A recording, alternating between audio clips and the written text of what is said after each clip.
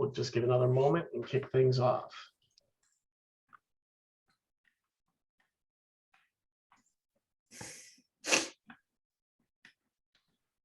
All right, Rob, we're a couple minutes past the hour, so let's kick this off. We've also got this live streaming up on YouTube for anybody that has any difficulties that needs to, wants to continue seeing it. We can cruise over there. But in the meantime,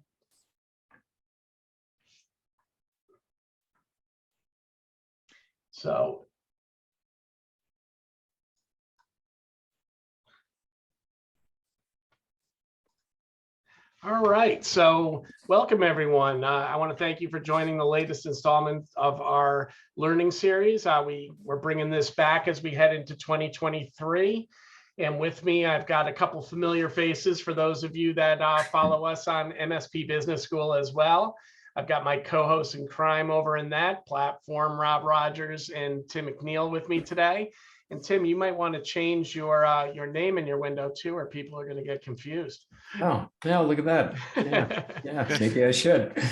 But with that being said, today's topic is really focused on something that I know is very important to a lot of MSPs. Obviously, all of us are looking to expand our organizations and grow our lead base and make more customer acquisition. And Rob shared these numbers with me a while back, and they're pretty staggering in terms of, how simple it can be to take the effort you're putting forth today and double it. Yeah. And double your opportunity and double your acquisition, in the same cost, same time frame. So with that being said, I want to welcome Rob Rogers and Tim McNeil from OSR Manage. And guys, why don't you kick off for those that don't know you and give a little bit about your background and who OSR Manage is. And, and then we'll launch into today's topic. Sure. So for me, Tim and I are with, OSR Manage. I am the CEO over there. I'm kind of in the visionary seat for our company, and we are sales managers as a service. So we do the recruiting, the training, and the daily management, accountability, and coaching of sales reps, everything from the top of the funnel to the bottom of the funnel. And that's where I kind of come from in our company. I kind of lead the strategic road mapping for clients. And Tim, if you want to jump in and say where you are. Yep. Tim McNeil. My focus within OSR, I'm the COO. Really, what I focus on is bringing in new business. So I'm in charge of the business development side as well as the recruiting side.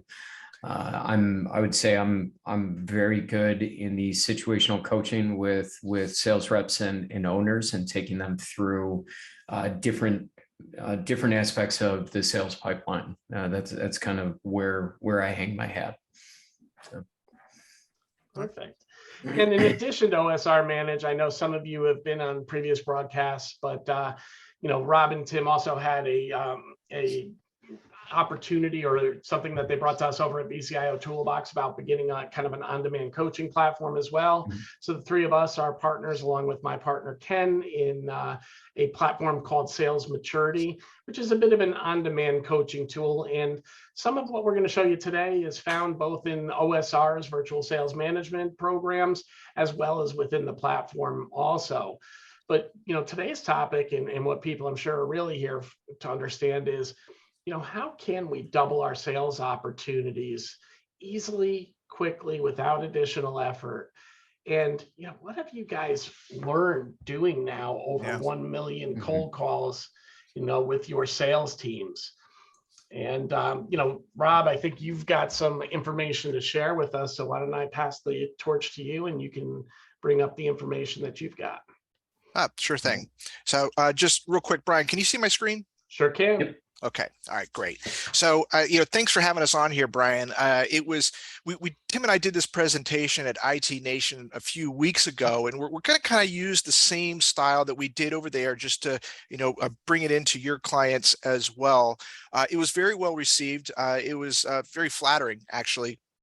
ConnectWise and all the surveys said that it was a very well thought out presentation and gave a lot of value. Whenever Tim and I are doing a presentation for anybody, and we haven't done this one in years, we always like to have it very well researched, put a lot of time, a lot of effort in, and not only just to tell people what the problem is out there in the industry as it relates usually to prospecting, but how to fix it. Right? We always come to the table with a well thought out fix. So we don't just tell you what the problem is and tell you need to go somewhere and try and find a solution, or just give you some vague solution. The solution that we're going to talk about here today is a worksheets that everybody can have access to and do themselves. So it's hopefully by the end of this presentation, you have found the value in this. We have proven ourselves and proven the numbers that we are going to show here. And then at the end of it, you have actionable steps to go to your MSP in your territory and gain a competitive advantage over everybody else before they start catching on to this, which is going to be a paradigm shifting prospecting tool.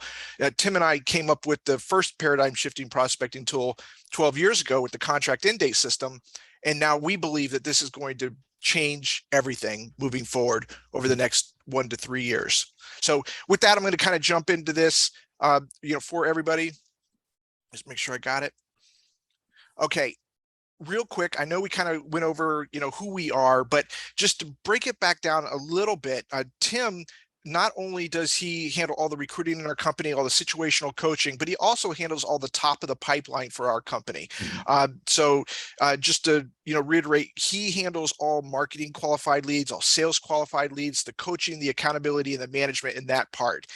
And Jake, who is not on the call with us today, he handles all client acquisition through partnerships and also mid and closing pipeline. So we handle a lot of different things for our clients as it relates to sales and marketing development, and that's who we have here today. I'm more of the data guy. Like, I wear the glasses. And Brian, you didn't comment on my new glasses. These are my new Clark Kents. And I'm more of the data guy. I'm the Dungeons and Dragons nerd. I'm the video gamer, and I handle all data analytics in our company. So let's kind of jump into this here and talk about what we're going to do. We're going to show you all the data that we have collected from all of the marketing companies that we work with, all of the sales clients or the sales employees that we manage, and show you over the 1 million touch points that we have in the last 2 years. That's calls, that's door knocks, and that's one-to-one LinkedIn engagements as well. There's no marketing blast. There's nothing like that. This is all salespeople picking up the phone, trying to get in hold of a prospect and how successful they were. Number one. Number two, we're going to give you 3 different tips and tactics that you can use going back into your company with the worksheets attached, so you can take this data and use it for yourself. Brian said earlier that, we do sales maturity, in our company. And what I want to just relate to everybody here is we built this model just like Paul Dippel's operational maturity levels. And everybody understands that. It's the, Maslow's hierarchy of needs, and it starts at the base, the foundations level, development level, and moves up through growth, excellence, and through leadership. Today's presentation is a level 2. This is a sales development. This is after you have your referral systems all squared away, and you now have an employee that's doing other things for you in the prospecting mode, and that's where this level is going to be. So for anybody out there that wants to understand how you build your sales department, this is the way that we instruct people to do it. Get all your foundational stuff done first, then work on sales development, your sales growth, and so on. Okay, let's jump into this. Cracking the code. How did we find out that, out of our 1 million calls, there was a way that it needed to change for people to get a competitive advantage in the marketplace?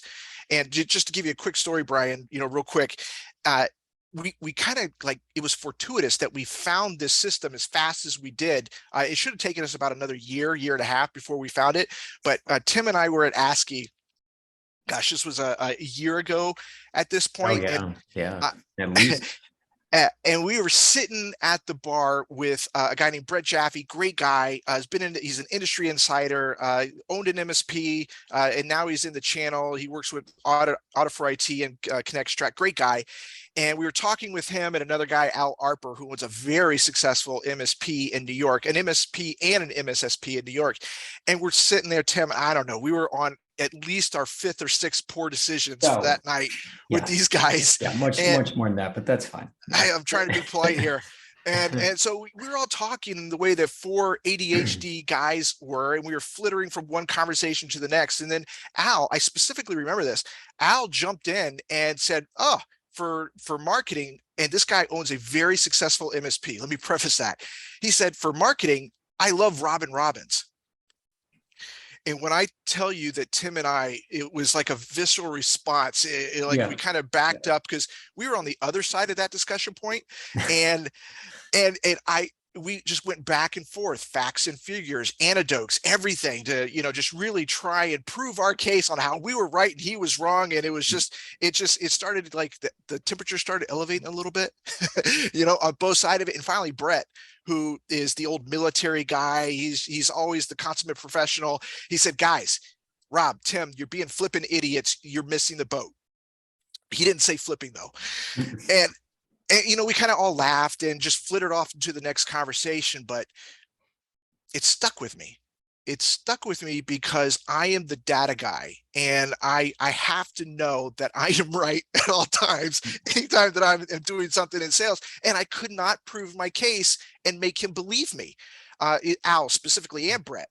But, I went back to our company and I started analyzing the numbers. And like I said, I am the data nerd in our company. And I analyze everything from the very top of the sales funnel, the marketing funnel, marketing qualified lead, sales qualified lead, discovery, technical proposal outcome. I monitor everything. And I monitor everything in 3 buckets when it comes to marketing qualified leads. You either do nothing, right? You use an outsourced digital agency, or you have an internal marketing person. And so when I look back and I went back into our company and I analyzed the numbers, lo and behold, when I looked at Robb and Robbins, I was right. And Brett and Al owed me a beer for sure. And it was pretty impactful, right? When I kind of teased out the Robb and Robbins side, and because what we typically do in our marketing and sales environment on the, inside of the MSPs here is marketing does their thing, right? And they do a very good job out there. But then they bring in a lead comes in some capacity. They go, oh, great, we have a lead. And they shoot it over to sales, or they shoot it over to the owner. Somebody gathers that lead and then takes it and runs with it, right? And that's kind of like how the system works right now. And these are the numbers that it was showing. Tim, you can expand on this. You know why? Yeah. So what we're seeing here is Rob was right to a certain extent. If you're only doing Robb and Robbins and that's it, and you're not following up on any of the leads, Robb and Robbins doesn't work. And when we say Robb and Robbins, we say that because people know who that is. I mean, really what we mean is mailing systems, right? Or sending out mailers and then following up on them. Where the mailing system doesn't work is if you don't follow up on those things that you're sending out, the return is really next to nothing. I mean, what we have seen is almost zero. I mean, literally almost zero over a monthly basis. Mm-hmm. When it comes to the digital marketing and sending out things through social media, et cetera, that's more of a reach and frequency, right? It's more of a shotgun effect. Think of it like a shotgun effect. You're touching a lot of people. You're seeing a lot of people are seeing what you're sending out there. And that can generate more leads than only sending out a Robb and Robbins campaign or a mailing campaign. But in this scenario, with no follow-up, it's a bit of a struggle. Bit of a struggle. Guys, I'd like to stay on this for a minute because there's a lot of MSPs that I talk to that are really looking just to do, I want to outsource my marketing. And there's a very telling number that I'm seeing on here, 1 appointment every 4 months. Yeah. So you're really talking about an investment that can cost, potentially thousands, if not tens of thousands of dollars, getting you 3-4 appointments a year. Yeah. Is that? Yeah, Wow. the typical Mhm. spend for a marketing company right now is right around 2,000 to 3,500 if you're buying a full boat service. But the full boat service is your websites, your SEO, your social media, your email campaigns, and that's where they typically are. But one thing I did want to reiterate is whenever you're thinking about marketing, it's reach and frequency. You're trying to reach the right targets with the right amount of frequency. And the Robb and Robin system, because you're only sending out 25 mailers a week, you're not reaching enough people per month in order for it to work. So that's why the outsourced digital marketing agencies are doing better in this approach, because they're blasting out thousands on a monthly basis, to reach the right people and having a frequency of like a once a week or twice a week. So they're having more touch points, and that's why the system was working so well. But I look at that though, and if you look at the investment that you just talked about there, I'm sure many of the folks on the call today are wondering, is there a return on investment on these marketing activities? Are you better ramping up just some other tactic? And I know you're going to explain where you can accelerate this, but just a very telling number, because this is a topic I've been hearing from a lot of customers of late that are like, I'm just going to outsource digital marketing in 2023. And I think folks got to really look at it with a realistic lens and say, look, you're going to spend about, if I'm using your numbers, Rob, somewhere between 25 and 30 grand for the year to get 3 or 4 appointments. Can you get an ROI on that? I will say that marketing leads that come to you have a higher close rate than a cold call lead. Right? Consider a marketing qualified lead coming into you based on your marketing. Those people are already past all the, they have pain, right? They're calling you because they have pain. So they do have a higher close rate, and the close rate's right around 50%. It's kind of like a referral close rate, but you get so little of them that it's really hard to justify. So you have to kind of do those numbers in your head. If they're doing the traditional marketing approaches, right? I would hire an internal person before I hired an outsourced company, but that's just my opinion. Because you can control the narrative, and we'll go into that, in the next couple of slides. But did you have any other questions on this slide here, Brian, before we kind of moved on? No, that was just a telling number that I don't think resonated with me the first time I saw this, and it's interesting because I'm seeing more and more MSPs really talking about just going to a digital only approach, and let's go proceed, because I'm sure you're going to tell me why I can't. Yeah. And let me tell you why you can't, Brian. Yeah. And that wasn't meant to be a softball.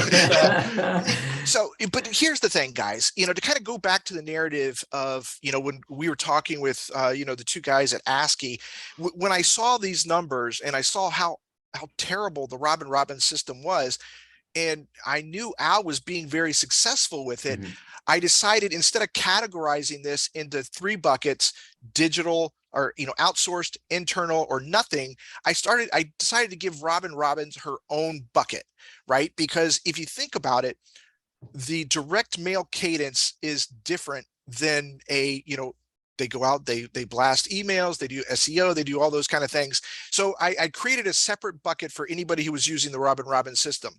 And out of 427,000 calls, it turns out I was less right than I had originally hoped. It was shocking, Brian. It was actually embarrassing, a little bit embarrassing, because my prejudice against the system showed, right? And here's the numbers to bring everybody through. The very top horizontal bar is BDR, which is your business development rep, anybody picking up that phone for you.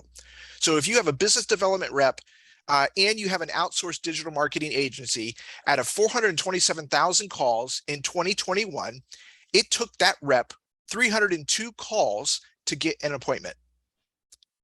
If you had a business development rep with an internal digital marketing person, it took 303. And those numbers don't, they're not statistically different, right? It's the same thing. But if you had a BDR just by themselves, again, you were right around 300 calling attempts to get 1 appointment. That is brutal. That's 1 appointment a week sometimes, right? So you make about 80 to 100 calls a day. And out of those 80 to 100 calls a day, you're getting 1 person to say, okay, I'll have an appointment with you after 300 attempts. And think about it from a personnel perspective too. You got to keep that rep motivated, who's just not feeling success, right? Well, it's terrible, right? I will say that prospecting in the MSP industry is hands down the hardest industry I've ever been in, right? And I've worked with several different industries, and this one is tough. It's tougher than insurance for sure, Yeah. right? Oh, Because definitely. people don't like to make the move, Yeah. right? They're talking about something that they don't understand, and then they're talking about something that's going to be a heavy lift on the transition. Right. Yeah, there's a lot of loyalty to the existing MSP, and there's a lot of forgiveness too. One of the things that makes customer acquisition hard is one of the things that we benefit from when we do make the customer relationship. We can have a few missteps before they make a change, because the change is a bit of a challenge too. Transition is not easy. The transition is very difficult. But what we found was that if you did a BDR with a Robb and Robin systems Cadence, it dropped down to 150 attempts, got you that one appointment. And as soon as we saw that number, me, Tim, and the rest of the mucky to muck managers that we have over here at OSR, we got together and we were like, okay, we have to go talk to our reps, the reps that are using the Robb and Robin system, and find out why. And Tim, jump in here. There was two things that we found out that were very important. Yeah, I mean, look, the biggest thing is the sales rep, especially in this industry. And Rob had just mentioned that this truly is one of the harder industries to get an appointment, in my opinion, as well. What tends to happen with sales reps is, and this is a general statement, not specific to the MSP world, just generally with salespeople, they tend to stop making calls after 4 attempts, right? Whereas in this industry, you really need at least 7 to 12 touches before you get that first appointment. So then how do you get that salesperson to stay motivated and be happy?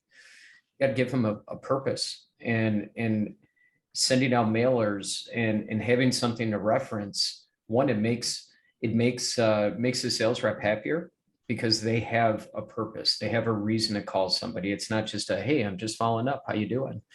And also it limits that call reluctance. This is just a natural thing, whether you are a top 1% salesperson or not. Call reluctance happens if you're calling the same prospects over and over, right? Because a lot of times there isn't really a next step. It's you call them first two times you call them, you might leave a message. Second 2 times you call them, you may not leave a message. And then the 5th call, you go in, you realize you've called this person 4 times and there's been absolutely nothing. And it's really easy to just kind of, we're going to skip that one and go on to the next one. Whereas if you have a mailer or a Robb and Robin system, there's always an action item. There's always a talking point. Yeah. There's always a next step. And that by itself, or that alone, is extremely powerful for a sales rep to keep them engaged. Yeah. Well, it's all about confidence too, right? A sales rep who's, our jobs as sales rep is to get paid for our rejection, right? Because the reality is there's more rejection than any acceptance we can get. But it's also hard when you're getting rejected and you don't feel like you have a reason to pick up the phone, and just being able to say, hey, I sent you X. Did you get that? Mm-hmm. Even if they threw it straight in the old circular file, you just feel better because you're like, I'm not just intruding on these people's day. I'm calling because I sent you something and I want to get a reaction, right? Mm-hmm. And just that can tie, I know for me, it changes the dynamic of that cold call a little bit, where, I just feel like, look, the worst they can tell me is, no, I have no clue what you're doing, but I did do that action. Mm-hmm. I'm not calling out of the clear blue, right? Yeah, mm-hmm. it makes it a little bit warmer of a call. So there was 2 things, like Timmy said, that came out of it. Number 1 was the rep had a more enjoyable call and they had more turns at bat. Mm-hmm. Right? The people picked up more. And because they picked up more, the reps were more engaged in between the slumps of not having people pick up the phone. Right? Because, Brian, you know this better than anybody. A rep's pace determines their success. Right? And the PACE is an acronym for passion and product knowledge, active listening skills, communication and charisma, and empathy. And so if that rep is more passionate when they're on the phone, that passion leaks through to the other person, and they're having a better conversation. And that confidence that you were talking about earlier comes through, and it makes it more of an engaging call, right? So as soon as we found this out, that the reps were more engaged in the call and they were getting more people on the phone, we were like, okay, this can't be Robb and Robin's, right? She did not corner the market. She doesn't have the golden tickets, right? She doesn't have the golden leads. This isn't a Robb and Robbins thing. We realized that at that point that it was a direct mail cadence system going into a sales cadence. So no longer could you do just calling and going for it. The cadence now starts at the direct mail piece. And that was our theory. And so once we immediately told all of our managers to go out to all of our clients, change the marketing that they were talking about with their clients to, instead of just the marketing doing SEO, social media, email blasting, newsletters, and those things. Those things are very important. I'm not saying don't do those. Please don't send me an email saying, cussing me out about that. Marketing is very important in that aspect. The direct mail piece is what we wanted to put at the top of the list to make it the #1 priority, and then cascade down into everything else. Make the direct mail cascade down. Go ahead, Brian. Well, I mean, each one of those things you're talking about is branding, right? And when we talk about branding and building awareness, it's having those multiple touch points. So when your customer or when your rep is getting to that 6th or 7th call, there's just that little mind shift, right? If you can get somebody on the other side of the line that goes from, I've never heard of you guys, to, oh, I think I've heard of you guys, or I think I've seen you, or even better, if they think they already met you at a trade show that you didn't attend or something like that, right.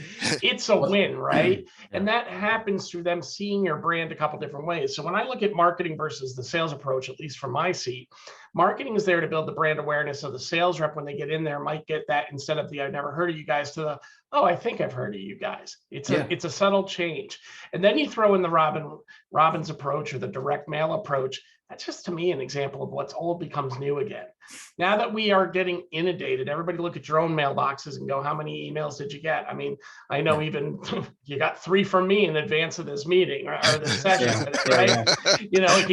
We get a little tone deaf to this stuff.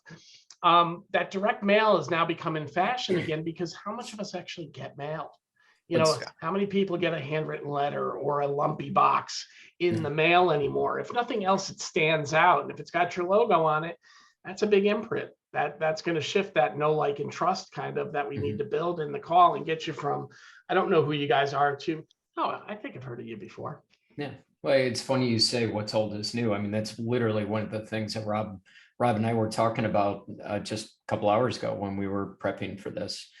Some of the direct mailing tactics that we are now pushing out to our clients are things that we found successful when we were in the industry. And admittedly, we got away from them for a while, because at the time when we transitioned out of the MSP world, it was the digital side was really up and coming, and you could be more successful on the digital side. Yeah. Well, what we're finding now is there's a lot of white noise out there. Just a lot of white noise when it comes to digital, whether it's emails, newsletters. And again, going back to what Rob said, not that you don't do those, you have to do those. But to be different now, it's shifting back to mailing. Right. And we're just seeing significantly better results with those mailings. I mean, we could do a whole different call on cadence, right? Because sometimes the worst thing you can do is put out too much of that electronic mail, because then it just becomes totally mind-numbing. But when you look at a direct mail piece and the fact that it gives a trigger for a sales rep to go into, and I want to make sure that everybody caught the part that Rob said a little bit earlier, because I don't think we've touched upon it as we showed these numbers. We're only talking about 25 pieces, maybe a week. Yeah. You're keeping it very focused. Rob, I'll put in your pitch for your Dream 250 here. Add a very specific set of customers that you've identified as top prospects, and then you're following up that way. So it also keeps costs under control. You're really not adding heavy budget in this process either. Yeah. So to kind of move on, our theory was that direct mail is the move, right? And like adding a direct mail component to the cadence is where you can really find success. So in 2022, let me just put in 2022, we did that. And so like for the first 10 months, I analyzed all this information for the IT Nation presentation. And so far this year, we've made 618,000 calls, door knocks, and LinkedIn engagements with people out there. And just to kind of bring you through this slide a little bit, the BDR, the business development rep, the person making the calls, with an outsourced digital marketing agency was 309. right? No big change there. And the reason there's no big change there, quite simply, was they can't change their model on a dime, right? You can't be somebody who's focused on SEO and social media and then all of a sudden become a direct mail, company. And it's not fair to ask them to do that. But look what happened when the internal digital marketing person this year changed their primary focus. They're still doing their other pieces, changed their primary focus to direct mail first and controlling that narrative in that cadence. It dropped down to 161 calling attempts to get one appointment. That is amazing. And to me, it proved the case that direct mail, not Robb and Robbins, the direct mail system is the move for the next foreseeable future. And if you can coordinate those pieces, and we're going to show you a way to coordinate them, if you can coordinate those two pieces, you're going to beat your peers. Number one, by making your reps stay more engaged. And number two, getting more appointments for the same velocity, right? The same amount of reach and frequency, you're going to have 2 times the ability to get to those appointments. And having more at-bats means you have more closes at the end of the day. Right. The one thing that I do want to kind of circle to talk about here is the business development rep, and I'm going to do it in the next slide. Hey, Brian, is there a couple of questions that are coming in? Oh, no, well, questions aren't coming in. What I'm doing is kind of sending out some of the key points that you're making. Okay. Here as we go through as well. Okay. But what I really want to focus on here is how do you maximize team too, right? And what you're really showing is these salaries that you're paying as an owner for a business development rep, for an inside marketer. If you really want to maximize the efficiency out of those people, you got to layer in this direct mail approach too. Yeah. And it's not shocking to me that all of a sudden that number becomes consistent with the BDR, with the Robb and Robbins, because you're really talking about the same kind of initial approach model. You're just spreading out a little bit more. Yeah. And I'm glad to see the numbers are fairly consistent too, right? Because you take these 600,000 this year, 400,000 you made last year, there's where we get our magic million, right? But more importantly, we've seen that those numbers are very consistent. They're all kind of in that 150-ish kind of range, and still half of what it takes otherwise. So if you look at those resources you're paying to everybody on the call, my biggest thing is resource cost. Hey, if I'm going to go BDR and ODM and I'm not sprinkling in this other piece, I'm going to pay twice as much for my lead. Yeah, just that's the fact. And if you want to maximize your spend and maximize your resources time, you've got to do this, is what it's telling me. Well, so what is oh, sorry, Timmy, go ahead. I was just going to say, and even beyond that, to your point, that 309 to 1, what you're going to have is not only less appointments, you're going to have a frustrated department all day long. And that, that's not a good thing. Turn and turnover, baby. Yeah. And, Timmy knows this better than anybody on the call because he handles all the recruiting for our company, which, kind of leads me into the next part here. So I kind of want to take you through this graph, right? The blue is in comparison to the green, and it's BDR 2021, 2022 versus BDR and ODM, and then all the way across. But the really significant thing, and I'll be really quick because I want to move on, we're kind of getting in there in time, is look at the BDR by themselves. In 2021, they were at 299 calls. In 2022, they were up over 337. That is statistically important. It's a 10% increase, and it's bad, right? It's showing that because of the Great Resignation, reps are leaving you for $5,000, a year more to going somewhere else, and they're leaving you to go to places with marketing. And it's causing a lot of headwinds that we have to fight our way through. So 2 of the things that we're going to show here in the next coming slides is just that, is being able to get that rep. If you can't afford a full-blown marketing initiative out there, some of the things that we're going to show you is guerrilla marketing styles that the rep can use by themselves, the sales rep, to give themselves that competitive advantage and get their own numbers back down into where it is closer to having that internal digital marketer. All right. Perfect. So real quick before we move on, I want to talk about this yellow graph. The yellow bars across the top. Timmy earlier alluded to call reluctance, and it is a significant thing that we have to fight through in our industry. And it's something that's very important for you as a business owner or somebody that's out there doing this right now, what you need to understand. Those yellow bars are the call reluctance and what it means. So Tim, if you want to jump in. Yeah, really what we're looking at here is for the BDR, for the left 2, you're looking at 7 calls to 1 appointment. And like I'd mentioned before, most sales reps stop making calls after call 4. It's just a proven fact. So going back to that call fatigue that we had talked about, or the call reluctance, not only are the sales reps that don't have marketing campaigns behind them, not only are they making more calls, it's taking them more calls to the same person, which is really degrading the overall, not only appointment quality, but just the headspace of that salesperson. Whereas if you look at the right 2 graphs, those are more in line. You know, you're looking at about 4.5 and about 3.5 calls per appointment. I can tell you as a salesperson who is, now granted, I may not be making a lot of cold calls now, but I have made a lot of cold calls in my day. And it's not that enjoyable. So if you can give a rep a means to an end that is a first-time appointment in half the amount of dials to a prospect, it's not even worth its weight in gold. It is the golden ticket for a salesperson. Yeah. It just is. Yeah. It will change everything in your company if you are sitting down across the table from a candidate, if you're looking to hire a salesperson, and you can show them that, hey, once out of every 3.5 to 4.5 calls, or 4.5 times calling a prospect, you've got a chance of getting an appointment with them. That's huge. It's absolutely huge. Yeah, I mean, the key in this stat is getting them before that call reluctance settles in, right? If you can show a Exactly. path to that, you're going to have a much more happy staff, and the better the morale is on the sales team, everybody knows the better the production, because it's it's also the kind of game that ebbs off of momentum. Mhm. Yep, 100%. Totally agree. Are there any questions, Brian, on this one for you? Are you good? No, I mean, I think the biggest thing, that you hit here is, get them early, get them often, get them in a combination approach, right? I mean, that's what's really resonating with me as I think about how this can be implemented with our BDR efforts. Sure. Okay.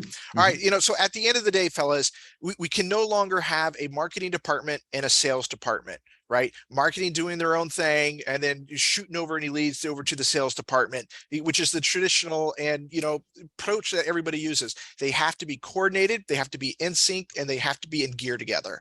And so now what I want to do is I want to take everybody through a cadence. This is the cadence that we use in our company right now. And where it used to start at the green line, the starting line, and we would have a 9-step cadence, day 1, 3, 6, 10, and on and on. Now it is no longer there. The marketing department, sorry, sales guys, the marketing department is now in charge. And the marketing department starts the cadence on day -3, right? That's when they send out that direct mail piece. And then the regular cadence starts up after that. Now, real quick, this is a successful cadence. It is not the successful cadence. You know what I mean? That said, I just put it in the notes, screenshot now, because so many times we're looking for any cadence to follow. And if you guys have seen this to work in any degree, this is a good, good moment. So make sure you're getting your screenshots out there. Yep. Well, look, this is a great starting point. And just like Rob said, it's a cadence. It's not necessarily your cadence. But what I would say, and follow up to what Rob said, is if you're going to switch things around, make sure that you're not duplicating efforts in order. What I mean by that is in this cadence on day 3, you're doing a LinkedIn reach out. On day 6, in our system, or in our cadence, we recommend sending out a video, like an email video. If you're not somebody who believes in email video, or you just don't want to do it, don't do another LinkedIn reach out on day 6. Make it something different. Maybe it's a client testimonial.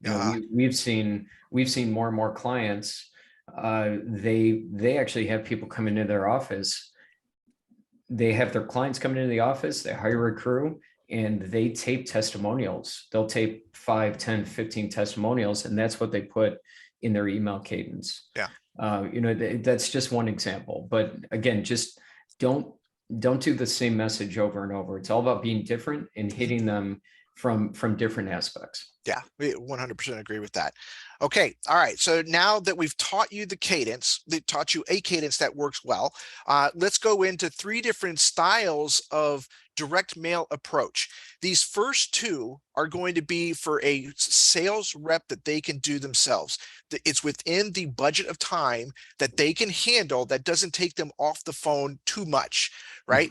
So what we're going to do, these first two are for a sales rep, and the third one is very complicated, right? It's a contract end date version 2, and you have to have a marketing person, whether it's a part-time marketing person or whatever. You have to have somebody that controls this, because there's a lot of different touch points, there's a lot of different segments, and there's a lot of different things that they need to be concerned with that is very time consuming, and the rep should not do this. The sales rep is what I mean.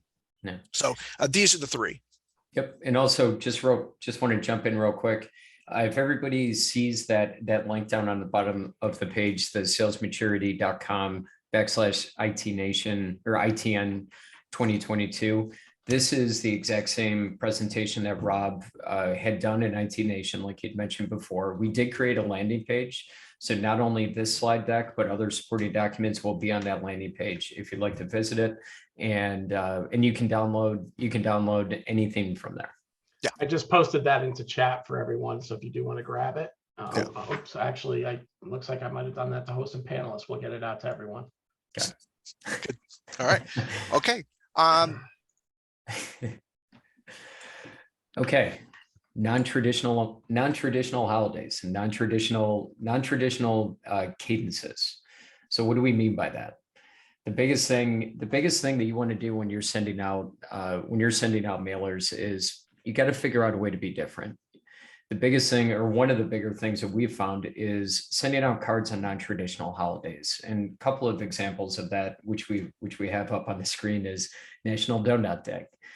You can have a message that revolves around, hey, do you have any holes in your cybersecurity? Why don't we sit down and we can have a conversation about how we can plug those holes? Or National Hangover Day is, I think it's January 1st or January 2nd. You know, everybody sends the traditional holiday card or Thanksgiving card. They don't always send non-traditional cards. And one of the better examples that I can give anybody that's on here, anybody listening, is Leap Day. Now, unfortunately, it only happens every 4 years. But if you send out a Leap Day card, who else is doing that? I can tell you that Rob and I have done it the last 3 Leap Days, and I've already got the calendar circled for 2024. The first time I did it, we were actually still in the industry, and I'd sent out a Leap Day card to about 60 prospects, and it generated 7 appointments. Now, I'm not going to sit here and say you're going to get those exact same results, but what I am saying is you just have to think outside the box. And in one of the places that we look for these non-traditional holidays is calendarr.com. And then oftentimes we recommend going to a send out cards or some equivalent of send out cards to get these cards out to your prospects and to your list, right? You want to be doing about 1 of these per month. And we have the cadence broken out in here for anybody that's interested in doing this. You know, I was just taking a look at what today's national days are, because if anybody's wondering, there's 6 days listed here today. And the first one was World Trick Shot Day. And I can already see building a promotion where you could send out an email with a dude perfect video and go, hey, if you can't do this kind of thing with your network, you got to call us, right? So there's always a creative way to build out something, and have a link to that. But it is amazing. Every day has about 5 or 6 different things being celebrated. So if you can't find something untraditional that speaks to you, you haven't tried hard enough. So Brian, I want to interrupt real quick there. So did you see how you just smiled there when you looked at that? See, that is what we're trying to get the prospect to do. That quick little smile that really means nothing, but gave them like a little bump in their day. That peak, when they thought of us, is going to be remembered when the sales rep calls. When they call, like within that time period, and that little smirk is going to be remembered in their head. And that is what's happening with these prospects, and why the direct mail is driving down the appointments to calls ratio so significantly. That encapsulates everything right there. It's amazing, and you can get really creative. I'm looking here. Today's also National Microwave Oven Day. Imagine if you just sent out a little Easy Mac in a box with a card saying, "Hey, just in case you don't have lunch because you're working on IT problems." Yep. And that Happy would be an National example Microwave of, Day. yeah, and we would do Yes. that for an elevated prospecting model for the Dream 250. Yeah. And, you know, because it's a kind of a shock and awe box, we would incorporate that as well. Sorry to interrupt you, Timmy, there. I saw Brian smile and I was like, that right there, that's what we're going for. That's what it's all about. And I used this example at a discussion that we had last week when in Nashville for an evolved peer group. Having like when I did the leap day card, all it was just a little dog on a beach, and he was jumping in the air, and that one day generates 56 or 53 million dollars to the GDC. I just put that stat in the card, put a little line that said, hope some of this jumps on your bottom line, and send them off. And it was so powerful the first time that we did it. We had a meeting with a prospect 2 months after we sent it out. And it was still, and that card was still sitting on their desk. Yeah. It's that kind of thing. Yeah. But so like these right here, real quick, this example, this non-traditional holiday direct mail cadence is usually built around a mailing piece, right? So these you can use for any of your prospects out there. It's a very low price point, right? It's just the cost of a card. And I think, Tim, the last time we checked for send out cards, it was $2.80, something like that. Around there, yeah. It's something like that. And so it's a very low price point to get yourself into the Cadence system. And so, you know, like if you're just going to blast out, you know, 50 of them, the 50 would be the top number that I would use in any week. Because you got to remember, if the rep's going to send these 50 out, then they have to follow up with that, you know, in that week, and then they have to follow up in the week after. So 50 in first week turns into 100 in the second week, which turns into 150 in the third week. So it starts to accumulate pretty fast. So don't send more than about 50 of these unless you have a very powerful rep that can handle it. Yeah. All right. All right. So that is the level 1 prospecting tool for, you know, mass prospecting. For this one, you know, this is more of the ideal, the Dream 250, you know, that sweet spot clients. Yeah, and this is something that we see a lot of, personally, we see a lot of our clients doing on a regular basis. One of the things we found extremely successful is, look, everybody's got a business journal. Generally speaking, every area has a business journal. You can go to bizjournals.com and see which one is closest to your area. One thing that we see a great amount of success with, and the example that I give everybody is, you want to look through these business journals, and you want to find an article that's technology driven, but it doesn't necessarily have to associate with the MSP world. You know, an example I can give you is I remember somebody printing out an article about how a point of sale system was working extremely well for a number of local restaurants in that given area. And the sales rep they printed off this article, they made it in a really nice copy format, and they sent it out to 20, 25 people, and they just wrote a handwritten note on the copy and said, hey, hope this, I noticed this segment of small businesses in the area was using technology to their advantage, and would love the opportunity to talk to you about how our technology may be able to help you. You know, it's finding those little things that make you different, that are sent out to that elevated group of prospects. It's that personal touch point, and it's the way that you move people forward through your pipeline, your prospecting pipeline, to get that first time appointment. Yeah. So these are more of the elevated approaches. So, you know, not only do you can do that, but all your business journals have a lead list, right? The top 10 of healthcare, the top 10 of this, the top 10 of that. But one of the things that you do when you're sending out, if you see somebody in your local business journal that is a prospect, right, either in your system or not in your system yet, and you see them and you want to go after them, and you send them this congratulations card. If you've never talked to them before, you're going to send it out to the CEO of that company and the person in the article that was mentioned, if they're two different people. right? Both of them get the card. Congratulations. We saw that you guys made, you know, the number 7 on the highest ranking, whatever, you know, just congratulations. And just would love to chat with you sometime about how did you get there? This is not a sales call. This is more of a getting to know them call and why they got to where they were getting to. If this is a person that is already in your prospecting 250 list and you've had conversations, you send it to the person that you usually talk to and to the CEO. So you send it to both of them. Again, the CEO is, hey, when you try and talk to the CEO, again, it's just, how did you guys feel like you got there? If you're talking to the person, your point of contact, then it changes more to a sales call, but not to the top. At the top, it's a relationship build. At the where you're at in your calling, it's more of a sales call. So those are the two things that are really different. One of the things that we didn't tell you guys is we are going over globally what these systems are. These articles we have built into worksheets that are specific and actionable that are on that link that we have. So that's where all the worksheets are. So if you're one of the owners and you're on this call, we're trying to tell you what you need to know in these meetings. Have your salespeople or your marketing people download the links from the place that Timmy gave you, and they will do all the actual worksheets. Okay, so I just wanted to make sure that everybody understood that for the first two systems. In this last system that I'm going to show you here, this is the contract end date prospecting journey map.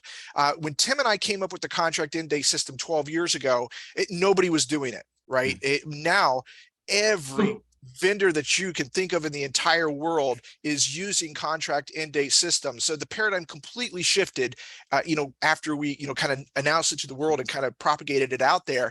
It's a very powerful system. Contract end dates. When you get a contract end date, 25% of those contract end dates are going to turn into a proposal. They may not go with you, but they're going to turn into a proposal. So getting the contract end date is very, very valuable. And what we've found over time is that it's no longer just a rep picking up the phone and calling, getting the contract end date, and then 6 months out trying to, work their way into an appointment. That doesn't work as well as adding in the marketing department. And I'm sorry if you're the salesperson on the call, this one is for the marketing teams, right? This one's a lot more complicated and a lot more time consuming, and it's detail oriented, which us sales fellas and gals, just we're not naturally good at the detail work, that side of it. But this side is very complicated, so I kind of broke it down into segments here. This is a 6-month countdown cadence, and it starts at 6 months, kind of rekindling the previous call, and then moving from the awareness campaigns that you're going to be doing as a marketing professional all the way through interest, engagement, and then outcome. And the marketing people completely understand, this type of style of, moving people through the marketing funnel. But in month 6 and kind of into month 5, you're just trying to rekindle what you knew before. Once a week, you're going to be doing a phone call, and in week 3, you're going to just try and rekindle the LinkedIn engagement, and then moving and keep doing that until you move to month 4. If at any point in this final 6 months you get the appointment, you want to try and get the appointment 90 days out from the contract end date, because most MSPs either have an evergreen contract that has to be canceled within 60 days of the end date, or 30 days within the end date. So you want to get 90 days out so you can be ahead of that as a sales rep to try and help them understand, hey, maybe you should tell your current MSP that you may be considering moving. That is enough to trigger the clause in the contract, just saying you may be considering, to let them know that you may or may not renew in 60 days. So you want to try and get ahead of that if you can, and that's the perfect sweet spot. But going through this real quick, I know we're coming up to our end here. Going through this real quick, in month 4, you want to change from rekindling the relationship to, hey, look what we can do. And this is just you kind of bragging about your company a little bit. And the important part about this is the industry case study. The industry case study is not going to be you. It has nothing to do with you. It's just an industry. So Timmy's point, it could be from the local business journal. It could be from many of the resources that you have out there. The one that I like the best and the one that we use is called MSP Sparks. by Kevin Clune, really good guy, great company, and it's a nominal fee, and he will scrape the entire internet, find a vertical approach for that week, and give you 3 to 4 examples of great industry case studies in that vertical for that week. And he just dumps them into your inbox, and boom, there you have it. And we have tons of them in there that we can use. MSP Sparks, I love that company. So that's the industry case study. If you still haven't gotten them to get an appointment, you go to, hey, look what we can do for you. And now you're getting it directly into them. The sense of urgency is starting to create a little bit here. And you want to send them in week 2, as you're moving through your cadences, a client testimonial that has to do with either their vertical, their neighborhood, or their size. Those are the 3 main things that you want to consider. They either have to know the person from being in the same vertical, hopefully being somebody that they know down the road, or the same size, right? If you can't do any of those 3, then the client testimonial has to be about onboarding.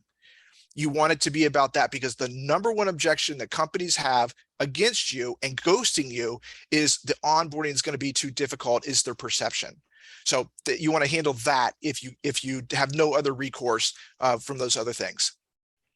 The last piece here that is super important is in 2 months out, you want to give them a hero story that relates to the client testimonial that you gave them in the previous month. And this is where all the magic happens. The hero story related to the client testimonial.